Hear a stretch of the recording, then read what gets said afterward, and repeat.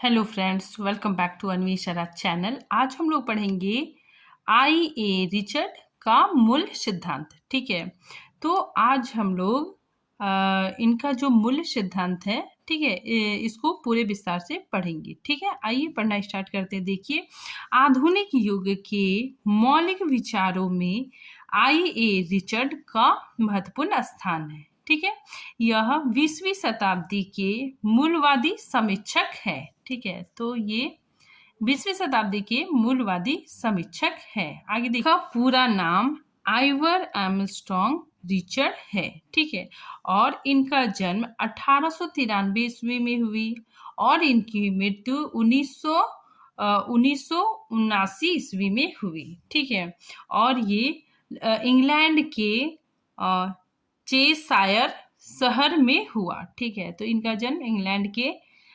Cheshire शहर में हुआ। ठीक है, वह मनोवैज्ञानिक के क्षेत्र से साहित्य में आए। ठीक है, तो रिचर्ड मनोविज्ञान के क्षेत्र से साहित्य में आए। ठीक है, आगे देखिए, वे अर्थशास्त्र एवं मनोविज्ञान के विद्यार्थी रहे। ठीक है, तो रिचर्ड अर्थशास्त्र, ठीक है, और मनोविज्ञान के विद्यार्थी रहे। ठीक है, तथा हार्वर्ड विश्वविद्यालय में अंग्रेजी के प्रोफेसर रहे। ठीक है, अब देखिए इनके द्वारा रचित प्रमुख रचनाएं।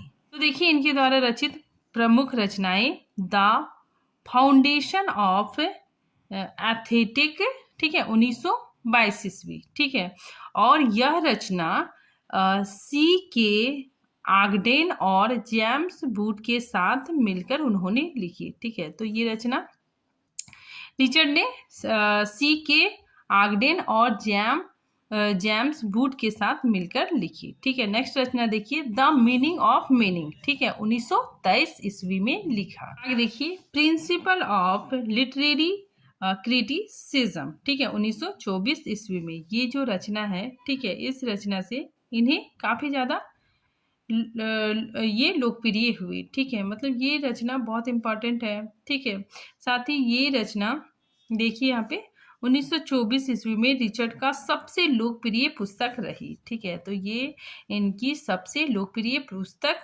रही। ठीक है, नेक्स्ट देखिए, साइंस एंड पोएट्री 1925 ईस्वी। ठीक है, नेक्स्ट प्रैक्टिकल क्रिटिसिज्म 1929 ईस्वी। ठीक है, फिर आगे देखिए, द फिलोसफी ऑफ रिटोरिक 1936 ईस्वी। ठीक है, नेक्स्ट देखिए, कॉलरिज ऑन इमेजिनेशन, ठीक है, 1935 ईस्वी। ठीक है, तो ये इनके द्वारा रचित प्रमुख रचनाएं हैं। ठीक है, फिर आगे देखिए, आई ए रिचर्ड ने 3 सिद्धांत दिए। ठीक है, तो देखिए आई ए रिचर्ड के 3 सिद्धांत विशेष है। ठीक है, तो पहला मूल्य सिद्धांत, ठीक है, दूसरा संप्रेषण का सिद्धांत और तीसरा काव्य भाषा सिद्धांत। ठीक है, सबसे पहले हम लोग देखते हैं मूल्य सिद्धांत की मान्यताएं। ठीक है, तो देखिए यह मूल शब्द, ठीक है, ये जो मूल शब्द है ये कहाँ से आया, तो यह मूल शब्द अर्थशास्त्र और राजनीतिक अर्थव्यवस्था का शब्द है। ठीक है, इस शब्द का क्षेत्र विस्तृत होकर मनोविज्ञान साहित्य तक पहुंचा है। ठीक है, तो इस शब्द का क्षेत्र विस्तृत होकर मनोविज्ञान साहित्य तक पहुंचा। ठीक है, फिर आगे देखिए, मूल्य किसी वस्तु का वह धर्म है जिसमें उसका परिसंसन, ठीक है, परिसंसन मतलब एप्रिसिएट, ठीक है, उसको बढ़ावा मिलता है। ठीक है, अथवा रुचि निहित हो, अर्थात जो वस्तु हमें रुचिकर प्रतीत होता है वह हमारे लिए मूल्यवान होता है। ठीक है, तो यहाँ पे रिचर्ड मूल सिद्धांत में यही कहना चाहते हैं कि जो वस्तु हमें रुचिकर प्रतीत होता है, ठीक है, वह हमारे लिए मूल्यवान है। अब देखिए मूल सिद्धांत की मान्यताएं। ठीक है, देखिए ऐसी कोई भी वस्तु मूल्यवान है, ठीक है, जो सामान या महत्वपूर्ण इच्छा को कुंठित किए बिना किसी इच्छा को तुष्ट करती है। ठीक है, तो यहाँ पे कुंठित किए बिना मतलब इसका मतलब क्या आ रहा है कि कोई भी वस्तु, ठीक है, उसकी पूर्ति आराम से कर दे तो वह वस्तु मूल्यवान है। ठीक है, ऐसा रिचर्ड कहते हैं। आगे देखिए, मूल्य और मूल्य की अनुभूति पर्याय है। ठीक है, अर्थात मूल्य और मूल्य की अनुभूति, ठीक है, ये दोनों आपस में पर्यायवाची है। ठीक है, आगे देखिए, मानव मन आवेगों का तंत्र है। ठीक है, आवेगों का तंत्र मतलब आवेग आते जाते रहते हैं। ठीक है, चेतनावस्था में आवेगों की उत्पत्ति चलती रहती है। ठीक है, चेतनावस्था मतलब जब हम जागृत अवस्था में होते हैं। ठीक है, तब मन में कोई ना कोई भाव, कोई ना कोई विचार आते जाते रहते हैं। ठीक है, तो मन में कोई ना कोई विचार या भाव आते हैं। ठीक है, अब देखिए आवेग के दो प्रकार। ठीक है, आवेग के दो प्रकार होते हैं। ठीक है, पहला प्रवृत्ति मूलक आवेग। ठीक है, इसके अंतर्गत भूख, तृष्णा, वासना, प्रेम। ठीक है, तो ये सारी चीजें प्रवृत्ति मूलक आवेग में आ जाएंगी। ठीक है, नेक्स्ट देखिए निवृत्ति मूलक आवेग। ठीक है, इसके अंतर्गत घृणा, ईर्ष्या, वितृष्णा, ठीक है, विरक्ति। ठीक है, तो ये सारे भाव निवृत्ति मूलक आवेग के अंतर्गत आएंगे। आगे देखिए जो हमारे प्रवृत्ति मूलक आवेगों को संतुष्ट करता है वही हमारे लिए मूल्यवान है। ठीक है, तो ये कहना रिचर्ड का है। ठीक है, प्रवृत्ति मूलक मतलब क्या हो गया, भूख, प्यास और वासना। ठीक है, ऐसी आवश्यकताओं को जो पूरा कर दे, ठीक है, जो काम पूरा कर दे वो क्या है, मूल्यवान है। ठीक है, ऐसी काव्य को मूल्यवान मानते हैं रिचर्ड। ठीक है, तो ऐसे काव्य को मूल्यवान मानते हैं रिचर्ड। ठीक है, आगे देखिए साहित्य का मूल्य हमारे उद्वेगों, ठीक है, उद्वेगों मतलब आवेगों में संगति और संतुलन स्थापित करने में निहित होता है। ठीक है, तो साहित्य का मूल हमारे आवेगों में, ठीक है, संगीत और संतुलन स्थापित करने में निहित होता है। ठीक है, वह काव्य और मूल्यवान है जो ऐसी आकांक्षाओं को तुष्ट करती है जिससे कम से कम वृत्तियां क्षुब्ध होती है। ठीक है, क्षुब्ध मतलब परेशान होती है। ठीक है, तो इसमें यही बताया जा रहा है कि उन आकांक्षाओं की पूर्ति, ठीक है, हमारी जो आकांक्षाएं हैं, ठीक है, उसकी पूर्ति कोई भी काव्य करता है तो वह काव्य मूल्यवान है। ठीक है, ऐसा रिचर्ड मानते हैं। आगे देखिए आवेगों को शांत करने में ही काव्य की महत्ता है। ठीक है, तो रिचर्ड कहते हैं कि जो हमारे मन के आवेग है, ठीक है, मन का जो भाव है, ठीक है, उसको शांत करने में ही काव्य की महत्ता है। ठीक है, आगे देखिए आवेगों में सामंजस्य होना चाहिए। ठीक है, जो हमारा आवेग है, ठीक है, उसमें सामंजस्य होना चाहिए। ठीक है, तो आवेगों के सामंजस्य पर आधारित सौंदर्य की अनुभूति मूल्यवान होती है। ठीक है, तो ये कहते हैं कि सौंदर्य की अनुभूति भी मूल्यवान है। ठीक है, तो हमारी जो आवश्यकताएं हैं, ठीक है, भूख, प्यास, प्रेम, वासना, ठीक है, उसकी पूर्ति जो भी काव्य, जो भी कविता करती है वो मूल्यवान है। ठीक है, ये कहना रिचर्ड का है। ठीक है, फिर आगे देखिए काव्य कला को सर्वोत्तम रूप प्रदान करने के लिए कवि की मनोवैज्ञानिक अनुभूति के मूल्य की स्थापना सामाजिक दृष्टि से हितकारी होनी चाहिए। ठीक है, तो इनका कहना है कि ये सामाजिक दृष्टि से हितकारी होना चाहिए। ठीक है, मतलब सबके हित के लिए होना चाहिए। आगे देखिए काव्य में भावोत्तेजक भाषा के विशिष्ट प्रयोग से उनके भीतर का परस्पर विरोधी आवेग का सामंजस्य यथावत बना रहता है। ठीक है, और उसमें मूल्यवान सौंदर्य अनुभूति की जाती है। ठीक है, यही मनोवैज्ञानिक काव्य मूल्य है। ठीक है, तो ये रिचर्ड है। ठीक है, ये काव्य में भाषा, ठीक है, भाषा को भी इम्पोर्टेंस देते हैं। ठीक है, तो भाषा कैसी होनी चाहिए, भाव उत्तेजक होनी चाहिए। ठीक है, और उसमें आवेगों का सामंजस्य होना चाहिए। ठीक है, और ऐसा काव्य ही क्या है, मूल्यवान है। ठीक है, फिर आगे देखिए मूल्य की सामान्य परिभाषा। ठीक है, तो जो मूल्य सिद्धांत है उसकी अगर हम सामान्य परिभाषा देखते हैं तो मूल्य किसी वस्तु का वह धर्म या गुण है। ठीक है, तो मूल्य किसी भी वस्तु का वह धर्म या गुण है जिससे उसका परिसंसन, ठीक है, परिसंसन मतलब उसको बढ़ावा मिलता है। ठीक है, अप्रिसिएट मिलता है। ठीक है, अथवा रुचि निहित हो। ठीक है, जिसमें हमारी लोगों की रुचि निहित हो। ठीक है, अर्थात कोई भी वस्तु यदि हमें रुचिकर प्रतीत होती है, ठीक है, या पसंद आती है तो वह हमारे लिए मूल्यवान है। ठीक है, तो इनका मूल सिद्धांत में रिचर्ड यही कहना चाहते हैं कि कोई भी वस्तु, ठीक है, यदि हमें रुचिकर प्रतीत होती है, हमें पसंद आती है, तो वह हमारे लिए मूल्यवान है। ठीक है, अब आगे देखिए, रिचर्ड ने अपनी कृति प्रिंसिपल में मूल्य के 3 परिभाषाएं बताए हैं। ठीक है, तो इन्होंने 3 परिभाषाएं दी है। ठीक है, तो देखिए क्या क्या कहते हैं ये, कोई भी वस्तु जो इच्छा को संतुष्ट करती है मूल्यवान है। ठीक है, तो इनका कहना है रिचर्ड का, इन्होंने परिभाषा दी है कि कोई भी वस्तु जो इच्छा को संतुष्ट करे वो मूल्यवान है। आगे देखिए, विभिन्न जटिल रूपों में भावों और इच्छा की संतुष्टि की क्षमता मूल्य है। ठीक है, तो इसमें कहा जा रहा है कि जो हमारे विभिन्न जटिल रूपों में भाव है, मतलब अलग अलग रूपों में जो भावनाएं हैं, इच्छाएं आती है, ठीक है, और जो काव्य उसकी संतुष्टि करने की क्षमता रखती है वही मूल्यवान है। ठीक है, तो यहाँ पे रिचर्ड मतलब घुमा फिरा के वही बात कहना चाह रहे हैं कि जो काव्य हमारे आवेगों को संतुष्ट करता है, ठीक है, वही मूल्यवान है। ठीक है, जो हमारे अलग अलग भावनाएं हैं, इच्छाएं हैं, ठीक है, इन इच्छाओं को कोई भी काव्य संतुष्ट करता है, ठीक है, संतुष्ट करने की क्षमता रखता है, तो वही मूल्यवान है।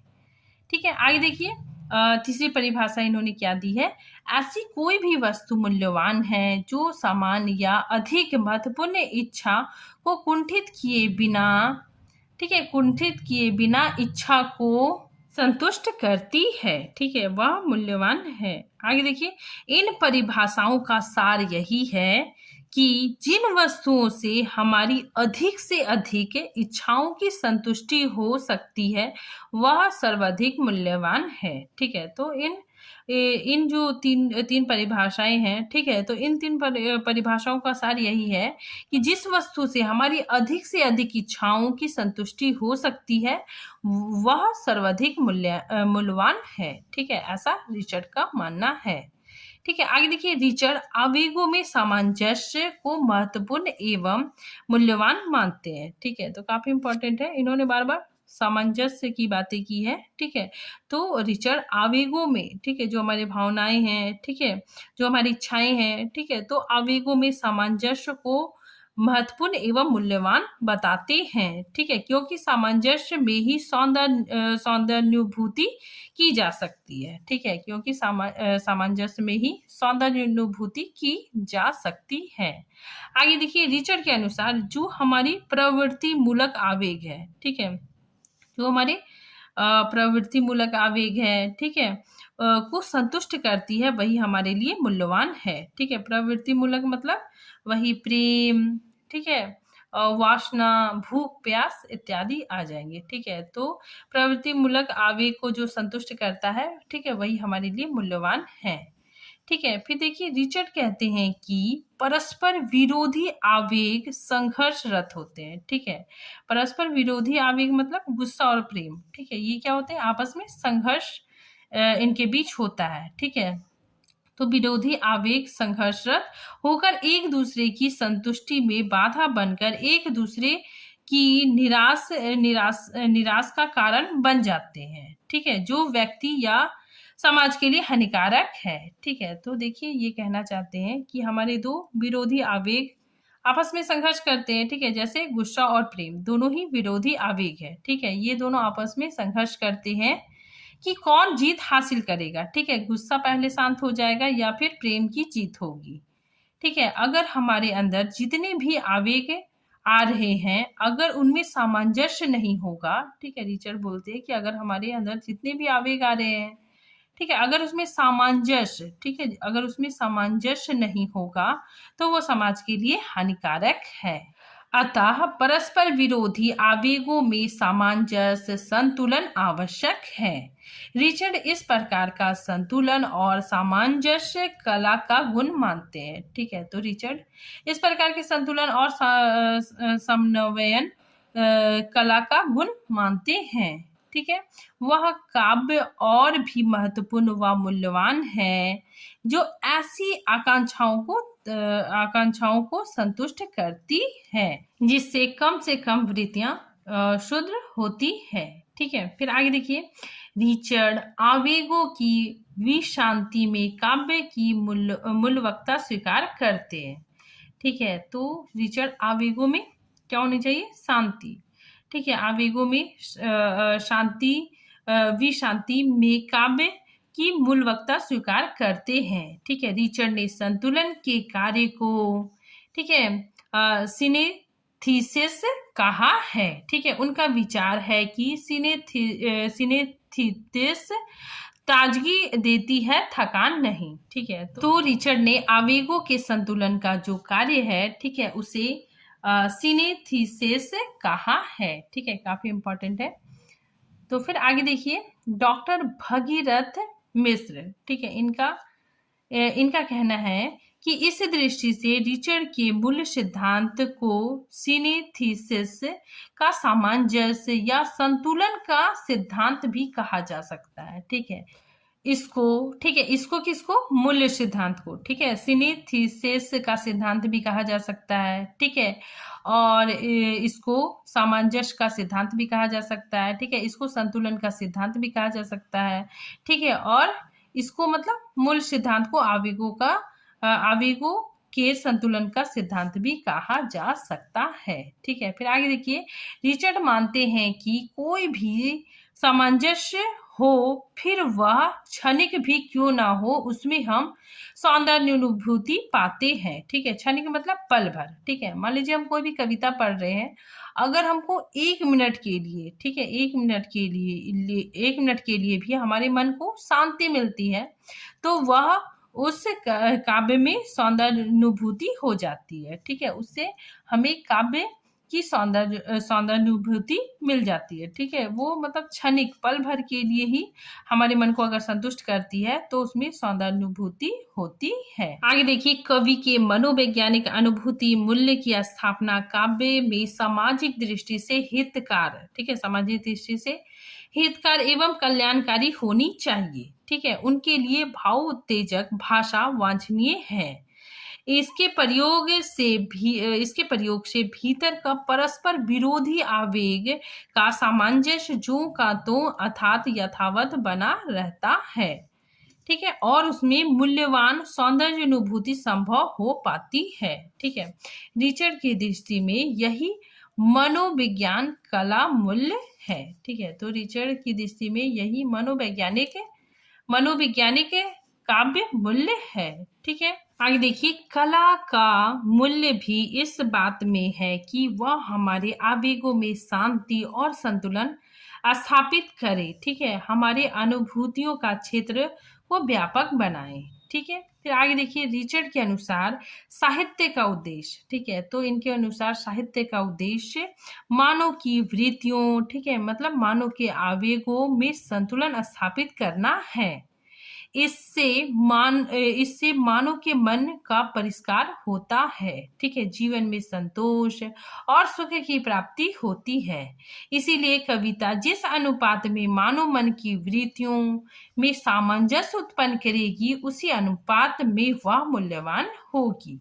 ठीक है, तो ऐसा कहना रिचर्ड का है। ठीक है, आगे देखिए, मूल सिद्धांत को मनोवैज्ञानिक मूल सिद्धांत भी कहा जाता है। अब देखिए, मूल सिद्धांत की आलोचना। ठीक है, तो बहुत सारे आलोचकों ने इसके सिद्धांत की आलोचना की है। ठीक है, तो देखिए, इनके सिद्धांतों की मान्यताओं की घोर आलोचना हुई है। ठीक है, तो इनके सिद्धांत की घोर आलोचना हुई है। ठीक है, आगे देखिए, रिचर्ड ने मूल्य की जो परिभाषा दी। ठीक है, तो रिचर्ड ने जो मूल्य की परिभाषा दी कि कोई भी वस्तु, ठीक है, इन्होंने जो कोई भी वस्तु बोला, ठीक है, वो थोड़ा गलत है। तो कोई भी वस्तु जो इच्छा को संतुष्ट करती है मूल्यवान है। ठीक है, इन्होंने परिभाषा दिया।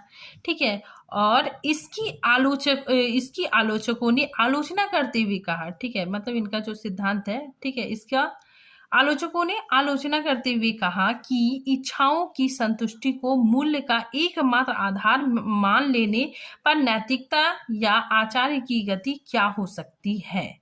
ठीक है, यह सहज काल्पनीय है। ठीक है, मतलब इनका कहना है, यहाँ पे देखिए रिचर्ड का सिद्धांत था कि कोई भी वस्तु, ठीक है, कोई भी वस्तु इच्छा को संतुष्ट करे वो मूल्यवान है। ठीक है, ऐसा रिचर्ड कहते हैं, परंतु आलोचक कहते हैं कि इच्छाओं की संतुष्टि केवल मूल्य का आधार मान ले तो इसमें नैतिकता का खंडन हो जाता है। ठीक है, तो कैसे खंडन होता है, देखिए इन्होंने बोला कि कोई भी वस्तु जो इच्छा को संतुष्ट करे, ठीक है, तो इसके अंतर्गत मदिरालय, ठीक है, शराब खाना और देवालय, मंदिर भी आ जाएगा। ठीक है, मदिरालय में भी इच्छा की पूर्ति होती है। ठीक है, और देवालय में भी इच्छा की पूर्ति होती है। ठीक है, परंतु मदिरालय में जो मतलब इंसान की, ठीक है, लोगों की इच्छा की पूर्ति होती है, उसमें क्या होता है कि नैतिक मूल्य का खंडन होता है। ठीक है, इसीलिए आलोचकों ने इसकी आलोचना की है। ठीक है, आलोचना करते हुए कहा है कि मदिरालय भी इच्छा की पूर्ति करती है और देवालय भी इच्छा की पूर्ति करती है, परंतु मूल्यवान देवालय का ही होता है। ठीक है, मूल्यवान मंदिर का ही होता है। ठीक है, नैतिक मूल्य वहीं से मिलता है। ठीक है, तो इस प्रकार से इनके इस बात का खंडन किया गया है। ठीक है, तो बहुत सारे आलोचकों ने इस बात का खंडन किया है। आगे देखिए, डॉक्टर रामचंद्र तिवारी ने रिचर्ड की इस मान्यता नैतिक मात्र व्यवहार कुशलता का नाम है। ठीक है, और आचार संहिता मतलब नियम कानून, ठीक है, इष्ट सिद्धि की वह सामान्य व्यवस्था है जिससे किसी व्यक्ति या समाज ने लाभ किया है। ठीक है, का खंडन करते हुए कहा है कि इस मान्यता को सहज भाव से स्वीकार नहीं किया जा सकता। ठीक है, तो इनका जो मान्यता है, ठीक है, इसको सहज भाव से स्वीकार नहीं किया जा सकता। ठीक है, अब देखिए निष्कर्ष। ठीक है, रिचर्ड के मूल सिद्धांत की बहुत ही आलोचना हुई है। ठीक है, तो रिचर्ड का जो मूल्य सिद्धांत है, ठीक है, आलोचकों ने उसके इस सिद्धांत की आलोचना की है। ठीक है, फिर भी पाश्चात्य काव्य शास्त्र में इनका महत्वपूर्ण स्थान है। ठीक है, मूल्य सिद्धांत का सार यही है कि जिस वस्तु से हमारी अधिक से अधिक इच्छाओं की संतुष्टि हो सकती है वह सर्वाधिक मूल्यवान है। ठीक है, तो निष्कर्ष तौर पे हम कह सकते हैं कि इनका ये जो सिद्धांत है वो पाश्चात्य काव्य शास्त्र के लिए काफी महत्वपूर्ण है। ठीक है, भले ही आलोचकों ने इनकी घोर आलोचना की है, फिर भी इनका जो सिद्धांत है, ठीक है, वो पाश्चात्य काव्य शास्त्र में महत्वपूर्ण स्थान रखता है। ठीक है, तो फिर आई होप आप लोगों को ये टॉपिक समझ में आ गया होगा।